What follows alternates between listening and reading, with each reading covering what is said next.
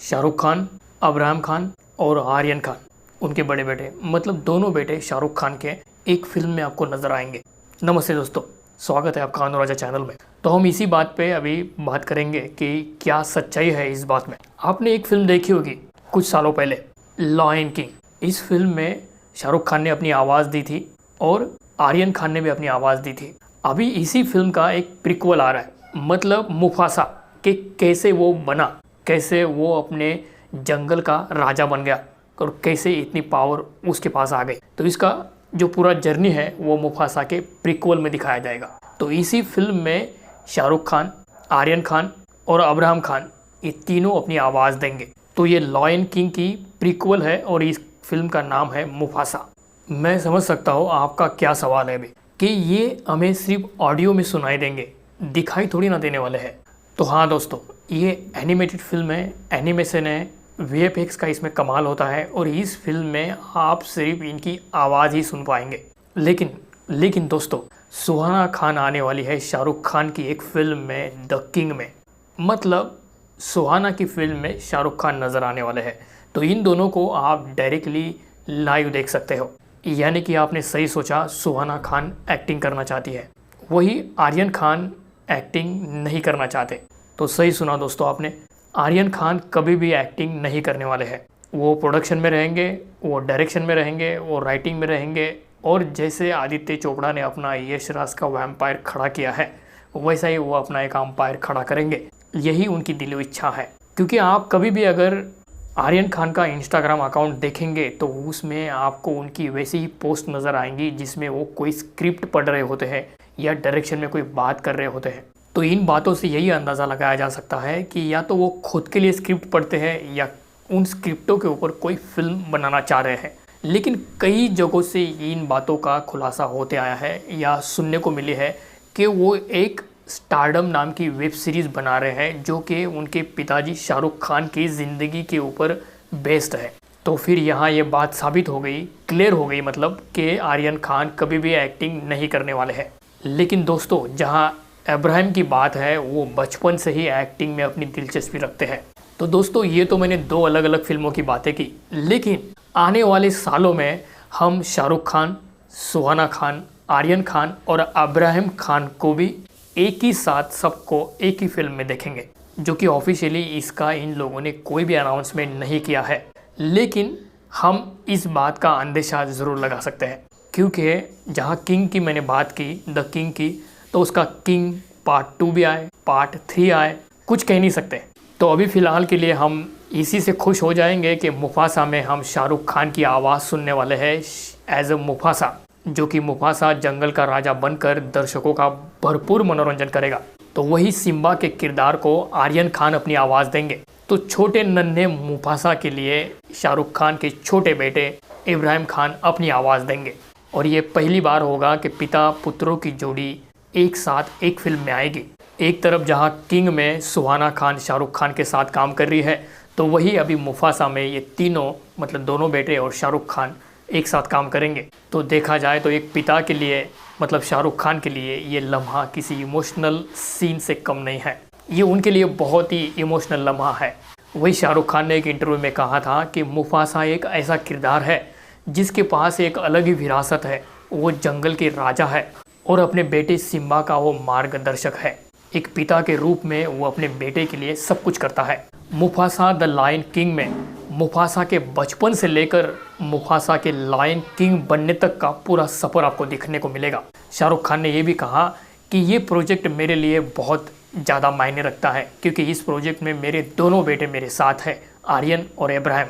तो ये थे शाहरुख खान द बादशाह, और इनके जो राजकुमार है और जो राजकुमारी है अपने अपने करियर के साथ फिल्मों में कदम रख रहे हैं। सुहाना की पहली फिल्म द आर्चिस, इस आर्चिस को लोगों ने ज़्यादा पसंद नहीं किया था। मुझे भी वो फिल्म बड़ी वाहियात सी लगी। लेकिन जहाँ छोटे बच्चों की बात करें तो उन्होंने इस फिल्म को थोड़ा बहुत पसंद कर लिया था। लेकिन डायरेक्टर जोया अख्तर का मुझे अभी तक का सारा काम पसंद आया था। जैसे कि उनकी लक बाय चांस फिल्म ले लो, बहुत ही अच्छी थी, जिसमें उनके भाई थे। और उनकी दूसरी फिल्म जो ज़िंदगी न मिले दोबारा, वो भी मुझे बहुत अच्छी लगी थी। और फिर आप ये फिल्म के बारे में तो जानते होंगे, दिल धड़कने दो। लेकिन दर्शकों ने इस बात का अंदेशा लगा लिया है कि हर चीज़ में सुहाना की एक्टिंग भी ऐसी रही तो फिर आगे क्या होगा। लेकिन उम्मीद लोगों ने यही लगाई है कि अभी वो युवा है, ये उनकी पहली फिल्म थी, ये उनका पहला स्टार्टिंग, पहला एक कदम रखना वो होता है, तो ये वो था, तो आगे जाके वो कुछ अच्छा ज़रूर करेंगे। उम्मीद तो यही लगा सकते हैं कि आने वाले दिनों में अब उनका परफॉर्मेंस इससे ज़्यादा बेहतर होगा। और जहां आर्यन की बात है तो आर्यन की हम लोगों ने सिर्फ आवाज़ सुनी है, वो आवाज़ भी हमें द लायन किंग में फ्लैट लगी थी, मतलब इमोशनल लेस लगी थी, उसमें वेरिएशन की ज़रूरत थी। तो अब हम यही उम्मीद कर सकते हैं कि शाहरुख खान अपने बेटों की मदद ज़रूर करेंगे। और दूसरी बात, आर्यन को हम जहाँ पे भी देखते हैं उनका चेहरा हमेशा मायूस सा लगता है, ऐसा उतरा हुआ सा लगता है। कुछ लोग कहते हैं कि ये उनका एटीट्यूड है, बहुत ही परफेक्ट है, लेकिन कुछ लोग ये भी कहते हैं कि उन्होंने ज़रा सा मुस्कुराना चाहिए और ये बात उन्होंने अपने डैड से सीखनी चाहिए। लेकिन जहाँ अब्राहम की बात आती है, देखते ही लगता है कि he is a born actor. लेकिन दोस्तों, जब ऐसी बातें हम सुनते हैं तो यहाँ एक सवाल खड़ा हो जाता है नेपोटिज़म का। तो यकीनन दोस्तों नेपोटिज़म है।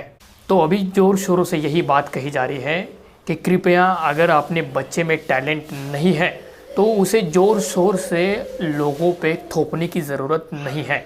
आपको पुराना इतिहास तो याद होगा, देवानंद साहब का बेटा था सुनील आनंद। देवानंद साहब ने सुनील आनंद अपने बेटे को उन्होंने लॉन्च किया, लेकिन वो कुछ नहीं कर पाए। मनोज कुमार ने अपने बेटे को लॉन्च किया, वो भी कुछ नहीं कर पाए। अमिताभ बच्चन के अपने सुपुत्र अभिषेक बच्चन, ये बेहतरीन एक्टर है, लेकिन कह सकते हैं कि उनकी ज़रा सी किस्मत ख़राब है एक्टिंग के मामले में, अपने करियर के मामले में। लेकिन अभिषेक बच्चन निहायत ही शानदार कलाकार है, बहुत ही बेहतरीन एक्टर है। लेकिन अभिषेक बच्चन उस मुकाम को हासिल नहीं कर पाए जो उनकी माँ ने हासिल किया था। अपने बाप के मुकाम को तो छोड़ ही दो, लेकिन इसमें कोई डाउट नहीं है कि वो बहुत ही फंटास्टिक एक्टर है।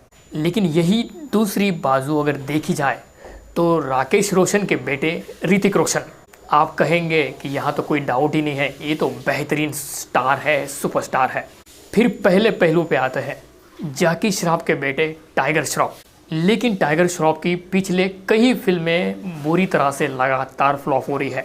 वो डांस अच्छा करते हैं, वो फाइट सीक्वेंस अच्छे देते हैं, मतलब फाइट अच्छी कर लेते हैं, उनका स्क्रीन पर जलवा होता है, लेकिन वो एक्टिंग सो करते हैं।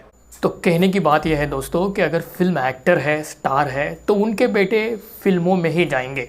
लेकिन शाहरुख खान ने एक बार एक इंटरव्यू में कहा था, उन्होंने कहा था कि मेरा बेटा है, मेरी बेटी है, तो वो बड़े होने के बाद फिल्मों में ही जाएंगे ना, क्योंकि उन्होंने फिल्मों का ही माहौल अपने आसपास देखा हुआ है। हाँ, भले ही वो फिल्मों में कुछ भी करें, लेकिन वो होंगे तो फिल्मों का ही हिस्सा होंगे। खैर दोस्तों, मेरा ये मानना है पर्सनली कि अगर किसी में टैलेंट है तो फिर ज़रूरी नहीं है कि उसका बाप या उसकी माँ फिल्म स्टार हो, फिल्मी हस्ती हो, या कोई गॉडफादर उनका बॉलीवुड या हिंदी इंडस्ट्री में किसी भी इंडस्ट्री में हो। अगर उनमें टैलेंट है तो उनका ज़रूर कुछ होते ही रहेगा। लेकिन हाँ, अगर कोई है तो उनके लिए राह ज़रूर आसान हो जाती है, लेकिन वो सिर्फ 1 या 2 फिल्मों के लिए। तो आगे भी अगर कितने भी स्टार किड आएंगे और अगर उनमें टैलेंट नहीं होगा तो उनका भी वही हाल होगा जो बाकियों का आपने होते हुए देखा है। तो आपको क्या लगता है दोस्तों, शाहरुख खान के साथ जब आर्यन खान, अब्राहम खान अपनी आवाज़ देंगे तो दोनों में से आवाज़ किसकी अच्छी होगी, या दोनों की नहीं, या फिर तीनों की आवाज़ अच्छी होगी? मुझे कमेंट करके ज़रूर बताना, और चलते चलते लाइक, सब्सक्राइब और शेयर ज़रूर कर देना। तो मिलते हैं अगले वीडियो में, तब तक आप अपना और अपने परिवार का ख्याल रखिए, सुरक्षित रहे। धन्यवाद।